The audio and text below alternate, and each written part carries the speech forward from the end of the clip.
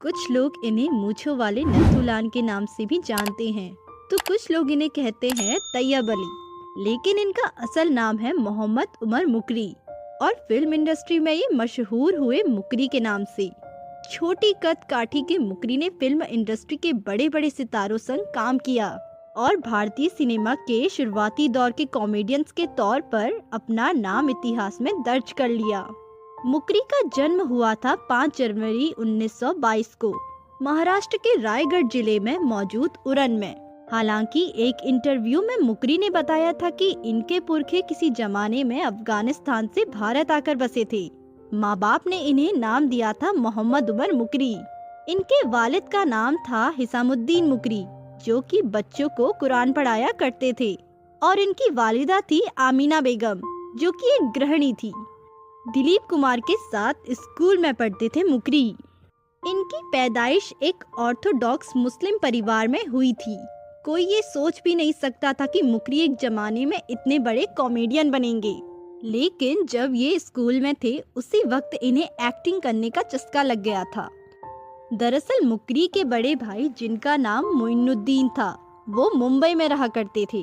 बड़े भाई के कहने पर ही मुकरी का दाखिला मुंबई के अंजुमन इस्लाम बॉयज हाई स्कूल में करा दिया गया। यहीं पर पहली दफा मुकरी की मुलाकात हुई थी भारतीय सिनेमा के बहुत बड़े सितारे के साथ। हालांकि उस वक्त वो सितारा भी उस स्कूल में पढ़ाई कर रहा था। वो सितारा था यूसुफ खान उर्फ दिलीप कुमार। अंजुमन इस्लाम हाई स्कूल में दिलीप कुमार मुकरी से एक क्लास सीनियर थे, जबकि दिलीप कुमार के भाई नासिर खान मुकरी के क्लासमेट हुआ करते थे। कहा तो ये भी जाता है कि अमिताभ बच्चन ने मुकरी से लोगों को हंसाने के गुण सीखे थे। मुकरी को इंग्लिश नहीं आती थी, लेकिन वे बड़े आत्मविश्वास से इंग्लिश के शब्द बोलते थे। मुकरी का ये अंदाज अमिताभ बच्चन ने सीखा और इसे नमक हलाल में दर्शाया। जी हाँ, फिल्म में English is an funny language, I can talk English, I can walk English जैसे संवाद बोलकर अमिताभ ने खूब वाहवाही लूटी। ये सब मुकरी की प्रेरणा से उन्होंने किया। स्कूल में शुरू कर दी थी एक्टिंग। अंजुमन हाई स्कूल में ही पहली दफा मुकरी को एक नाटक में एक्टिंग करने के लिए सेलेक्ट किया गया था और उस नाटक में ये एक खान बहादुर के किरदार में नजर आए थे और यहीं से ये तय हो गया कि मुकरी आगे चलकर फिल्मों में एक्टिंग करेंगे। स्कूल के उस नाटक में लगातार 3 सालों तक मुकरी ने वो किरदार निभाया और तीनों दफा मुकरी को बेस्ट एक्टर का खिताब भी हासिल हुआ। तय कर लिया कि एक्टिंग नहीं करेंगे। स्कूल के दिनों में ही मुकरी और यूसुफ खान उर्फ दिलीप कुमार की बढ़िया दोस्ती हो गई थी। दोनों ने तय कर लिया कि आगे चलकर फिल्मों में नाम कमाना है। हालांकि ये बात दोनों जानते थे कि परिवार वाले कभी भी उनको फिल्म में काम करने से खुश नहीं होंगे। लेकिन मुकरी और यूसुफ दोनों ही ये फैसला कर चुके थे कि वो हर हाल में फिल्मों में ही काम करेंगे। असिस्टेंट डायरेक्टर भी थे मुकरी। पढ़ाई खत्म करने के बाद मुकरी ने कुछ वक्त तक सरकारी नौकरी भी की। वो दूसरे विश्व युद्ध का आखिरी दौर था। मुकरी का काम था घर घर जाकर लोगों को खिड़कियों के शीशों पर काले पर्दे टांगने के लिए कहना। दूसरा विश्व युद्ध खत्म होने के बाद मुकरी ने फिल्म इंडस्ट्री में कदम रखा। काफी वक्त तक उन्होंने महबूब खान और के आसिफ जैसे नामी डायरेक्टर्स के साथ असिस्टेंट डायरेक्टर की हैसियत से काम किया। फिर जब दिलीप कुमार बॉम्बे टॉकीज के साथ जुड़े तो उन्होंने मुकरी को भी बॉम्बे टॉकीज ज्वाइन करा दिया। जहां दिलीप कुमार को बॉम्बे टॉकीज ज्वार भाटा से लॉन्च कर चुका था, तो वहीं मुकरी को बॉम्बे टॉकीज की अगली फिल्म प्रतिमा में पहली दफा एक्टिंग करने का मौका मिला और इस तरह शुरू हो गया हिंदी सिनेमा के पहले दौर के एक सुपरहिट कॉमेडियन का फिल्मी सफर। दिलीप कुमार के साथ काफी काम किया। दिलीप कुमार की लगभग हर फिल्म का हिस्सा बने मुकरी साहब और दिलीप साहब के अलावा भी कई दूसरे स्टार्स के साथ मुकरी ने काम किया था। फिर चाहे वो देवानंद हो या फिर राज कपूर हो, राजेंद्र कुमार हो या सुनील दत्त हो, धर्मेंद्र और अमिताभ जैसे नए दौर के स्टार्स के साथ भी मुकरी की कॉमिक केमिस्ट्री बहुत जमी। प्रमुख फिल्में। अपने करियर में मुकरी साहब ने 400 से भी ज्यादा फिल्में करी थी।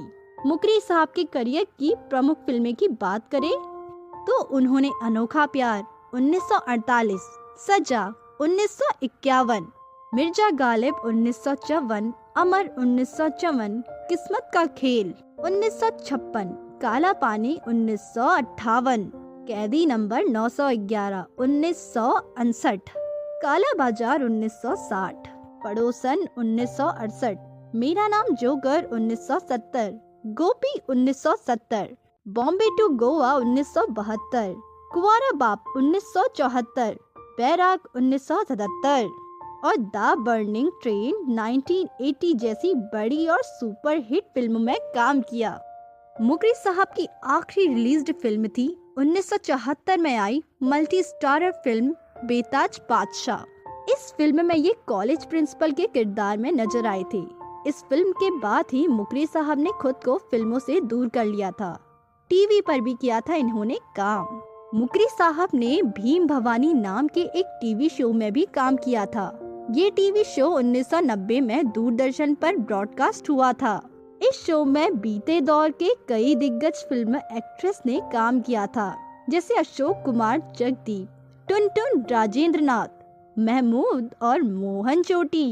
एक दफा बालाजी टेलीफिल्म्स की एकता कपूर ने भी मुकरी को अपने एक टीवी शो में काम करने का ऑफर दिया था, पर क्योंकि उस वक्त तक मुकरी की तबीयत खराब रहने लगी थी तो उन्होंने एकता कपूर को मना कर दिया। खुद जितेंद्र ने भी मुकरी साहब को फोन किया था और अपनी बेटी एकता कपूर के शो में काम करने की गुजारिश की थी, लेकिन मुकरी साहब ने जितेंद्र से कह दिया कि मैं नहीं चाहता कि मेरी वजह से किसी का पैसा बर्बाद हो जाए, इसलिए मैं इस शो में काम नहीं कर पाऊंगा। ऐसी थी मुकरी की निजी जिंदगी। मुकरी साहब की निजी जिंदगी के बारे में बात करें तो साल 1950 में मुकरी ने मुमताज से शादी की थी।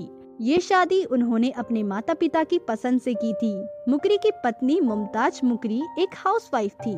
मुकरी और मुमताज मुकरी के 5 बच्चे थे, 3 बेटे जिनके नाम है बिलाल मुकरी, नासिर मुकरी और फारूक मुकरी, और 2 बेटियां जिनके नाम है नसीम मुकरी और आमीना मुकरी। मुकरी साहब के बेटे नासिर मुकरी ने कुछ फिल्मों में सपोर्टिंग रोल सपोर्ट किया था। साथ ही वो कई नामी डायरेक्टर्स के साथ असिस्टेंट डायरेक्टर की हैसियत से भी काम कर चुके हैं। वहीं मुकरी साहब के दूसरे बेटे फारूक मुकरी भी दिल और पत्थर नाम की फिल्म में एक्टिंग कर चुके हैं। मुकरी साहब के तीसरे बेटे बिलाल मुकरी के बारे में हमें कोई जानकारी नहीं मिल पाई। मुकरी साहब की बेटी आमीना भी एक्टिंग के फील्ड में आना चाहती थी। साल 1976 में नया जन्म नाम की फिल्म से उनको लॉन्च करने की प्लानिंग भी हो चुकी थी, लेकिन वो फिल्म बंद हो गई। उसके बाद आमीना के करियर का क्या हुआ ये हमें भी नहीं जान पाए। एक बेटी रही कामयाब। मुकरी की बेटी नसीम मुकरी जरूर मनोरंजन जगत में अपनी थोड़ी पहचान बनाने में कामयाब रही है। नसीम मुकरी कुछ फिल्मों में चाइल्ड आर्टिस्ट की हैसियत से काम कर चुकी है। साथ ही धड़कन फिल्म में उन्होंने एक कैमियो भी किया था। इतना ही नहीं, धड़कन फिल्म के डायलॉग्स भी नसीम मुकरी ने ही लिखे थे। धड़कन के अलावा नसीम मुकरी ने ही हाँ मैंने भी प्यार किया है और स्कूल फिल्म के डायलॉग्स भी लिखे थे। नसीम मुकरी ने कई टीवी सीरियल्स के डायलॉग्स लिखे हैं। इसके अलावा नसीम मुकरी को रेडियो पर काम करने का भी काफी ज्यादा तजुर्बा है। जब दुनिया से विवाद हुए मुकरी साहब अपनी पत्नी मुमताज मुकरी से बेइंतहा प्यार करते थे। साल 1974 में मुकरी साहब की पत्नी जब बहुत ज्यादा बीमार हो गई तो उन्होंने खुद को फिल्मों से दूर कर लिया और दिलो जान से अपनी पत्नी की देखभाल में जुट गए। इस दौरान मुकरी साहब की पत्नी की तबीयत तो सुधर गई, लेकिन मुकरी साहब की सेहत उनका साथ छोड़ने लगी। जिंदगी भर अपनी एक्टिंग से दूसरों को हंसाकर दिल खुश करने वाले मुकरी साहब खुद दिल के मरीज बन गए और फिर 4 सितंबर 2000 को मुकरी साहब की रूह उनका जिस्म छोड़कर हमेशा हमेशा के लिए चली गई। अचानक आए एक तेज हार्ट अटैक ने मुकरी साहब की जान ले ली। मुकरी साहब आज हमारे बीच नहीं हैं, लेकिन उनकी फिल्में हमेशा उन्हें उनके चाहने वालों के दिलों में जिंदा रखेंगी और पीढ़ियों तक उनका नाम रोशन करती रहेंगी। तो दोस्तों, अभी के लिए बस इतना ही। मिलते हैं अगले वीडियो में। तब तक आप अपना ध्यान रखिए। Bye bye.